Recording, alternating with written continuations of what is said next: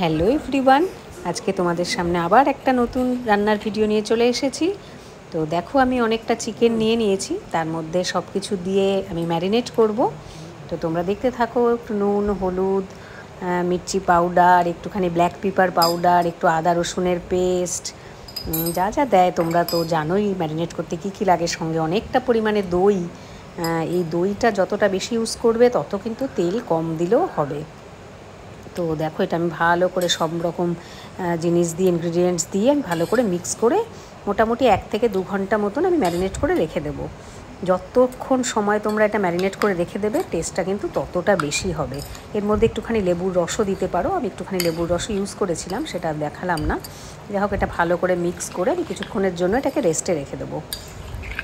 এরপরে দেখতে থাকো, আমি এই জিনিসটা একটুখানি মাটির পাত্রে বানাবো যাতে টেস্টটা আরও সুন্দর হয়। তো তোমরা জানোই আমি মাটির পাত্রে রান্না করতে ভালোবাসি, লোহার কিংবা মাটির পাত্রে।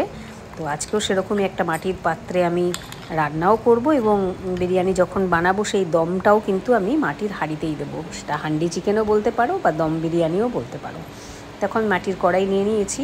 তেলটা কতটা কম পরিমাণে দিলাম তোমরা দেখতেই পেলে, ভীষণ কম পরিমাণে আমি তেল ইউজ করি।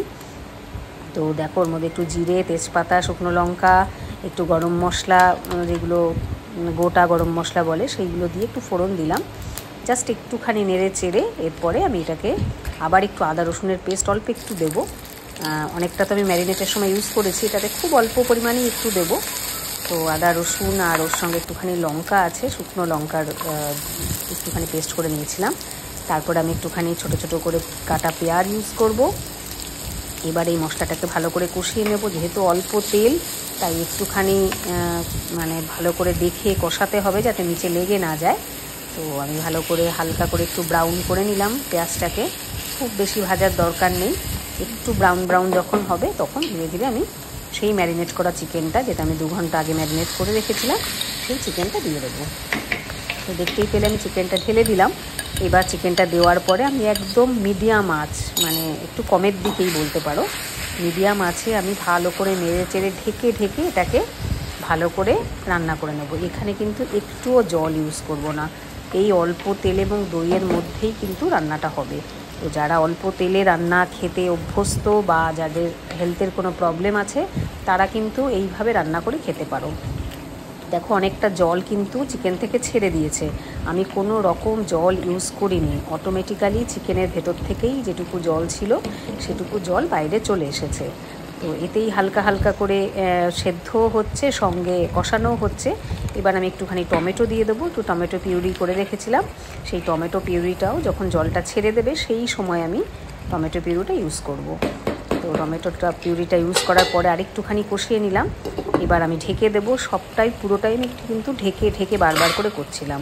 আলুটাকে আমি ছোটো ছোটো করে আলুটাকে আমি কুকারে সেদ্ধ করে নিয়েছি।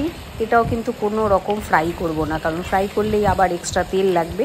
তো আমি কোনো এক্সট্রা তেল ইউজ করব না, তাই জন্য আলুটাকে সেদ্ধ করা অবস্থাতেই আমি কিন্তু এই পর্যায়ে দিয়ে দেবো।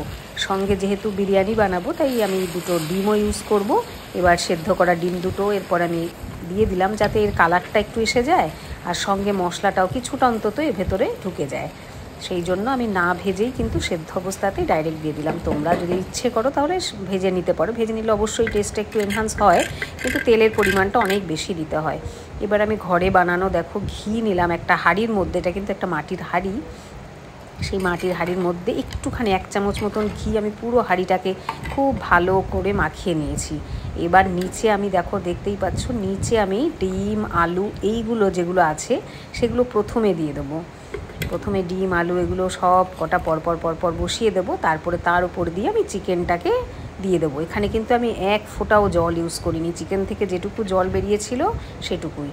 এরপর আমি যে বিরিয়ানি রাইসটা করে রেখেছিলাম সেই বিরিয়ানি রাইসটা উপর থেকে দিয়ে দেব। তোমরা তো সবাই জানো, এখন আর কেউ এমন নেই যে বিরিয়ানি বানাতে পারে না, কিন্তু মাটির পাত্রে রান্না করলে বা অল্প তেলে রান্না করলে কিভাবে করতে হয় সেটাই আমি একটুখানি দেখালাম। উপর থেকে আমি একটুখানি বিরিয়ানি মশলা সরিয়ে দিলাম। এই বিরিয়ানি মশলাটাও কিন্তু আমি ঘরে বানিয়েছি, কেনা বাজারের মশলা নয়। তারপরে একটুখানি বেরেস্তা দিয়ে দিলাম, যেটা পেঁয়াজ ভেজে করে রেখেছিলাম। উপর থেকে একটুখানি গোলাপ জল, একটুখানি কেওড়া জল এগুলো করে দিয়ে দিলাম ছড়িয়ে, একটু ধনেপাতা পুদিনা পাতা ছড়িয়ে দিলাম। তার উপরে আমি একটুখানি স্যাফরন রেখেছিলাম গুলিয়ে, সেইটাকেও দিয়ে দিলাম। তার উপর একটুখানি ঘি দিয়ে দেবো, সেটাও 1 চামচ আধা চামচ মতন। আমি ঘিও যে খুব বেশি ইউজ করছি সেটাও নয় কিন্তু। এবার ওপর থেকে ঢাকনাটা দিয়ে বন্ধ করে দেবো। এইবার দমে আমি মিনিট 5-7 মতন সিমে রেখেছিলাম। তারপরেই তৈরি হয়ে গেল আমার দম বিরিয়ানি।